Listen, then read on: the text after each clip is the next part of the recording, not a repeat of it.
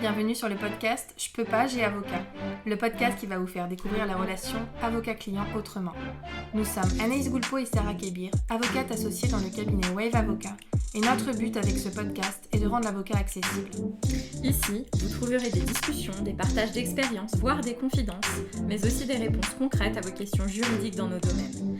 Grâce à un langage adapté, des réponses claires et de la bonne humeur, nous espérons pouvoir répondre à vos questions et inquiétudes et peut-être vous donner une nouvelle vision de l'avocat.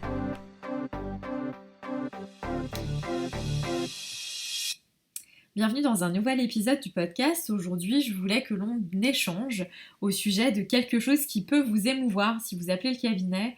C'est la grande question, maître, mais pourquoi vous refusez mon dossier ? Alors, il est vrai que moi, ça me surprend toujours un petit peu parce que on est avocat, on a notre profession, notre vocation, et puis on a le cabinet à faire tourner. Donc, à l'évidence, on est toujours en recherche de clientèle, en recherche de nouveaux dossiers, et on ne refuse pas des dossiers uniquement par plaisir. Donc je suis toujours un peu surprise quand au bout du fil j'ai quelqu'un qui semble un peu ému, un peu déçu ou décontenancé du fait que je lui dise qu'on ne pourra pas prendre son dossier et que je le réoriente vers un autre confrère. Mais je peux l'entendre aussi, parce que quand c'est notamment quelqu'un qui a donné les coordonnées du cabinet, donc c'est par du bouche à oreille, c'est par de la relation de confiance qui est déjà créée, c'est quelqu'un qu'on connaît parce que on l'a déjà rencontré à tel ou tel événement, effectivement ça peut être une déception, mais sachez quand même que si on refuse votre dossier, si on refuse de vous défendre, si on ne vous propose pas un rendez-vous, ce n'est pas parce qu'on ne vous aime pas, parce qu'on ne veut pas vous aider, parce qu'on ne veut pas vous entendre, vous écouter ou vous défendre, c'est parce qu'il y a d'autres considérations qui entrent en ligne de compte. L'important quand même à retenir, c'est que même si on ne pourra pas prendre votre dossier, on pourra vous orienter le mieux possible et on ne manque jamais de le faire si vous le souhaitez, donc on pourra vous recommander un autre confrère qui, lui, n'aura pas de difficulté pour accepter votre dossier, en tout cas, qui nous semble ne pas avoir de difficulté pour pouvoir vous proposer son assistance et sa représentation. Il y a plusieurs cas de figure dans lesquels on ne va pas accepter votre dossier. À mon sens, celui qui est le plus récurrent, c'est une question de compétence. Il est vrai qu'il y a des avocats généralistes, donc des avocats qui pratiquent plusieurs domaines du droit, qui se présentent comme étant généralistes, et il y a à côté de ça des avocats spécialistes. Le choix que l'on a fait au cabinet, c'est d'être spécialisé. Anaïs est spécialiste en droit des personnes, de la famille et de leur patrimoine. Pour ma part, je suis spécialiste en droit du travail. Donc, si vous appelez pour récupérer votre permis de conduire, pour contester un permis de construire ou encore pour un problème de droit de la consommation, je ne vais pas accepter votre dossier parce que je vais considérer que je ne suis pas compétente, je ne suis pas la mieux placée pour vous assister et pour assurer la défense de vos intérêts. Ce qu'il faut savoir, c'est que dans le cadre de notre formation, on est tous avocats avec la même formation à peu de choses près à l'école des avocats. En tout cas, on ressort avec un diplôme, un certificat d'aptitude à la profession d'avocat sans avoir de spécialité. Et c'est après que ça va pouvoir se faire. Après avoir exercé 4 ans dans une matière spécifique, on va pouvoir se présenter devant un jury pour demander la spécialisation que l'on souhaite. Donc en l'occurrence, c'est ce qu'on a fait, Anaïs de son côté en droit de la famille des personnes et de leur patrimoine, et moi en droit du travail, puisque depuis le début, je n'exerce qu'en droit social, ce qui inclut le droit du travail. Donc nous avons fait le choix pour répondre à notre serment qui nous impose une obligation de compétence, de nous spécialiser pour ne travailler que dans une matière qui est déjà très vaste. Le droit du travail, ou droit social, de manière plus globale, c'est déjà très vaste.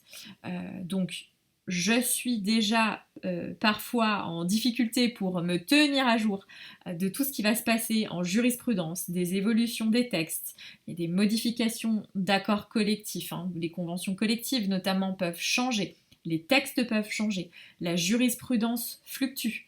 C'est suffisamment vaste pour que et ça n'est que mon opinion, c'est suffisamment vaste pour que je me focalise sur cette matière, et c'est comme cela que j'aime exercer.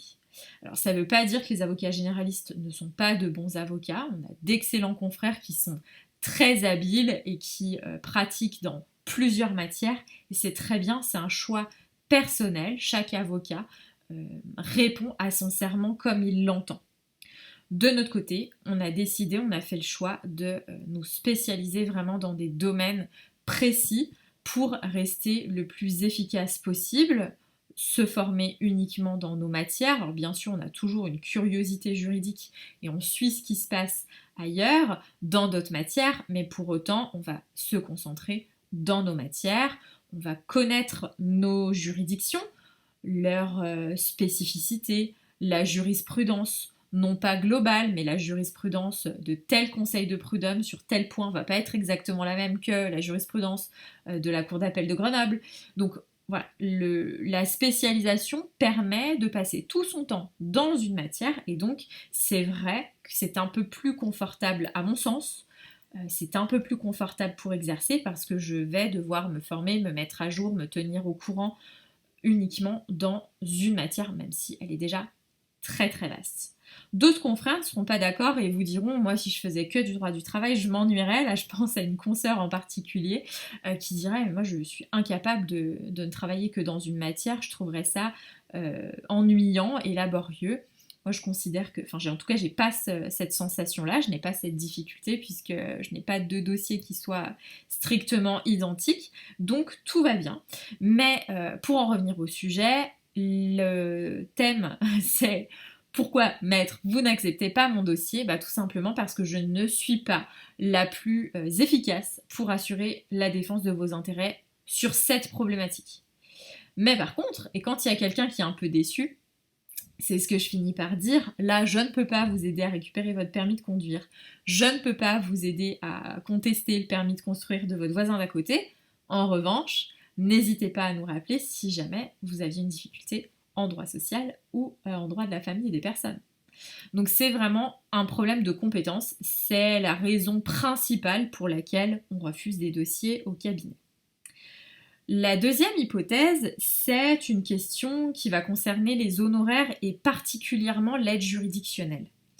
Quand on fixe les honoraires, on en a déjà parlé sur le podcast, mais on doit prendre en compte un certain nombre de choses, et notamment la situation de fortune du client, la complexité du dossier. Je vais prendre un exemple tout bête. Si j'ai un dossier devant le conseil de prud'homme de Lyon, je suis sur place, donc mes déplacements vont être très limités. Si je prends exactement le même dossier, mais devant le conseil de prud'homme de Aix-en-Provence ou de Lille, vous imaginez bien que, étant dans la région lyonnaise, je vais avoir un temps de déplacement et des frais de déplacement en plus. Donc parfois, la prise en compte de la situation de fortune du client va nécessiter qu'on explique à la personne, attendez, votre dossier est dans les Hauts-de-Seine, vous êtes à la limite du seuil de l'aide juridictionnelle, en toute honnêteté et en toute transparence, voilà quels seront mes honoraires de déplacement et mes frais de déplacement. Si vous choisissiez un avocat plus près, vous pourriez ne pas avoir cette contrainte-là de devoir indemniser et rémunérer le temps de déplacement et les frais de déplacement. Donc ça, c'est une question d'honnêteté vis-à-vis de vous. Parfois, ça m'est arrivé il y a assez peu longtemps, je l'ai indiqué de manière très franche à la cliente en lui disant voilà la situation, il y a effectivement plusieurs centaines de kilomètres, je veux bien me déplacer mais ça va générer un coût. Eh bien, il a suffi de faire une proposition de convention d'honoraires et ensuite c'est au client d'accepter ou pas. Parfois, on ne va pas pouvoir du tout prendre le dossier.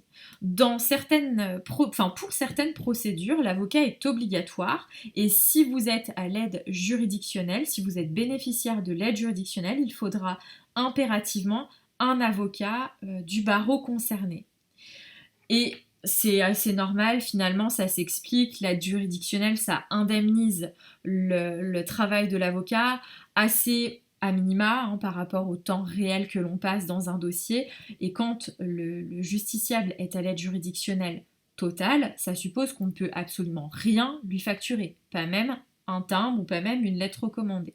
Donc effectivement, dans ces dossiers-là, où on est déjà perdant financièrement par rapport au temps investi et à l'indemnité d'aide juridictionnelle qui va nous être versée, eh bien effectivement, moi je refuse de me déplacer à l'aide juridictionnelle dans des dossiers, sauf cas particuliers. Il y a des dossiers dans lesquels on intervient alors que c'est à plusieurs dizaines de kilomètres, parce qu'on fait une exception, parce qu'on le peut aussi. Parfois, c'est absolument interdit, notamment dans les procédures avec un avocat obligatoire. Donc, c'est à prendre au cas par cas, comme toujours, mais en tout cas, c'est aussi un critère qui fait que l'on va refuser d'accepter un dossier. Tout à l'heure, j'ai eu une personne au téléphone concernant un dossier en Hauts-de-Seine. Elle est à la limite de l'aide juridictionnelle, donc j'ai considéré que mes honoraires allaient être trop élevés par rapport à sa situation et qu'elle trouverait un avocat en local de manière tout aussi efficace et sans se mettre financièrement plus en difficulté que ça.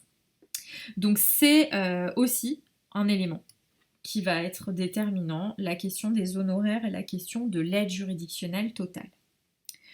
Ensuite, on va avoir une autre hypothèse, on va pouvoir ne pas accepter un dossier si on n'est pas en accord avec le client, notamment sur les modalités. Ça arrive de temps en temps, de manière assez rare, mais quand même. Et ça va dépendre aussi de chaque avocat et de chaque client. C'est la relation avocat-client, c'est toujours la même chose, c'est vraiment au cas par cas.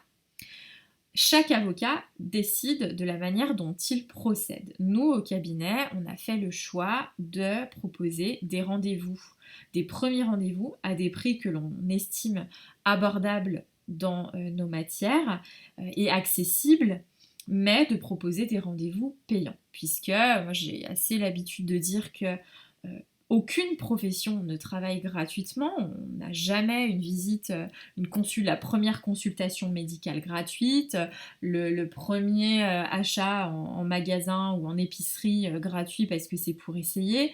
Donc de la même manière, moi je considère que mes rendez-vous sont des vrais rendez-vous avec des vrais conseils juridiques, donc ils sont facturés. Ça m'est arrivé de refuser de prendre un dossier tout simplement parce que la personne me disait « Bah non, moi je suis pas d'accord, on fait d'abord un rendez-vous gratuit et puis après, on verra. » Eh ben là, je suis pas d'accord. Voilà, mais c'est personnel, c'est mon point de vue. Je considère que c'est du travail, que les honoraires que je fais sont abordables et ça c'est pareil, c'est aussi au cas par cas parce qu'on a effectivement un coût affiché, mais ça m'est arrivé d'avoir une personne, que cette personne me confie le dossier et de me rendre compte qu'elle aurait l'aide juridictionnelle et à ce moment-là de dire bien on annule la facturation ou bien de recevoir quelqu'un, que le rendez-vous dure très peu de temps parce qu'on a besoin de très peu de temps et de dire finalement rien n'est dû pour ce rendez-vous. Donc c'est au cas par cas, mais j'affiche effectivement un rendez-vous qui est payant puisque c'est une consultation, c'est une prestation de travail et je considère que toute prestation de travail mérite salaire. Donc ça m'est arrivé de refuser de recevoir quelqu'un tout simplement parce qu'elle ne voulait pas régler. Non pas qu'elle n'en avait pas les moyens, mais elle considérait qu'il était normal de proposer des rendez-vous gratuits. Alors nous, les rendez-vous gratuits, on le fait, mais dans le cadre de l'accès au droit, donc via les maisons de justice et du droit, via les consultations gratuites qui sont mises en place par l'ordre des avocats, mais pas au sein du cabinet ou de manière exceptionnelle. Donc là, on va avoir un refus de dossier, un refus d'entrer en relation avec un client potentiel parce qu'on se rend compte que ça ne matche pas. Et de manière plus générale, ça va pouvoir être aussi une question de temps. Si effectivement, là, les vacances approchent, je suis bientôt en congé, si vous souhaitez me confier un dossier et que je m'aperçois d'une prescription à 1 semaine alors que je suis en vacances le soir même, ça va pas être possible matériellement de traiter le dossier, vous le comprenez bien. Donc ça c'est une question de temps. Parfois, certains confrères vont considérer qu'ils ne veulent pas travailler dans l'urgence. Alors moi, ça ne me dérange pas, sauf pour les vacances estivales. Mais effectivement, certains confrères vont ne pas vouloir travailler dans l'urgence, ou comme je vous le disais, si effectivement il y a vraiment une urgence très impérieuse à ce soir, c'est déjà arrivé. Alors si c'est à ce soir, pas de problème. Par contre, si c'est à ce soir alors que je suis en vacances le jour même, je ne pourrai pas gérer l'envoi, vérifier que ça a été bien reçu, etc. Donc j'attirerai nécessairement votre attention sur le fait qu'il y a un problème dans le dossier. Je vous donnerai les moyens de passer cette difficulté-là. Par contre, effectivement, c'est un cas dans lequel on pourra refuser votre dossier possiblement. De la même manière, il y a des confrères qui ont des congés maternité ou paternité à venir et qui, dans ce cas-là, disent là, je n'accepte plus de dossier parce que ce que je vais accepter maintenant, ça va être audiencé pile poil pendant le congé maternité ou le congé paternité. Donc, je ne prends plus de nouveaux dossiers. Voilà. Donc ça, c'est aussi de l'organisation interne. Hein. Ça va être de manière plus simple encore. Je suis surchargée en ce moment, donc je n'ouvre pas de nouveaux dossiers. Ça va pouvoir être une hypothèse de ce type-là. Donc tout ça, ces 4 critères-là, il y en aurait encore, hein, mais le but c'est de vous donner ce qui est le plus courant.